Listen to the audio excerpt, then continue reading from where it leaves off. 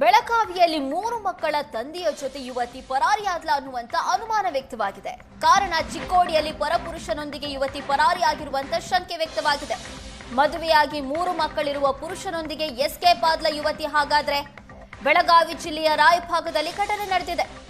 ಪಕ್ಕದ ಮನೆಯ ಸುರೇಶ್ ಮೇಲೆ ಕುಟುಂಬಸ್ಥರಿಗೆ ಅನುಮಾನ ಮೂಡಿದೆ. ಈಗ ಮಗಳನ್ನ ಕಿಡ್ನಾಪ್ ಮಾಡಲಾಗಿದೆ ಅಂತ ಕುಟುಂಬಸ್ಥರು ದೂರು ಕೊಟ್ಟಿದ್ದಾರೆ. 19 ವರ್ಷದ ಪ್ರಿಯಾಂಕಾ ಕಾಣೆಯಾಗಿದ್ದಾಳೆ ಅಂತ ಕುಟುಂಬಸ್ಥರು ಕಂಪ್ಲೇಂಟ್ ಕೊಟ್ಟಿದ್ದಾರೆ. ಕಾಲೇಜಿಗೆ ಹೋಗಿ ವಾಪಸ್ ಮನೆಗೆ ಬಂದಿಲ್ಲ ಪ್ರಿಯಾಂಕಾ. ರಾಯಭಾಗ ಪೊಲೀಸ್ ಠಾಣಾ ವ್ಯಾಪ್ತಿಯಲ್ಲಿ ಘಟನೆ ನಡೆದಿದ್ದು, ಕುಟುಂಬಸ್ಥರು ಪಕ್ಕದ ಮನೆಯ ಸುರೇಶ್ ಮೇಲೆ ಅನುಮಾನ ವ್ಯಕ್ತಪಡಿಸಿದ್ದಾರೆ. ಕಾಲೇಜಿಗೆ ಹೋಗಿದ್ಲು 19 ವರ್ಷದ ಪ್ರಿಯಾಂಕಾ, ಆದ್ರೆ ಮನೆಗೆ ವಾಪಸ್ ಬಂದಿರಲಿಲ್ಲ. ಹಾಗಾದ್ರೆ ಎಲ್ಲಿಗೆ ಹೋದ್ಲು?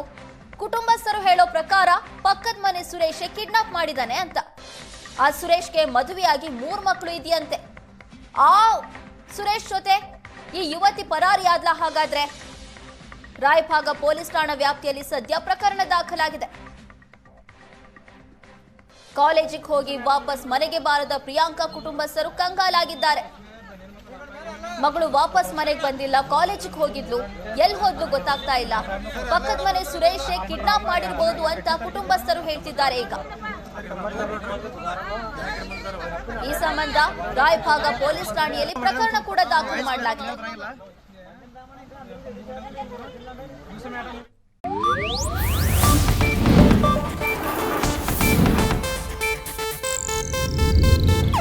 ಇದು ಏಷ್ಯಾನೆಟ್ ನ್ಯೂಸ್ ನೆಟ್ವರ್ಕ್ ಪ್ರಸ್ತುತಿ.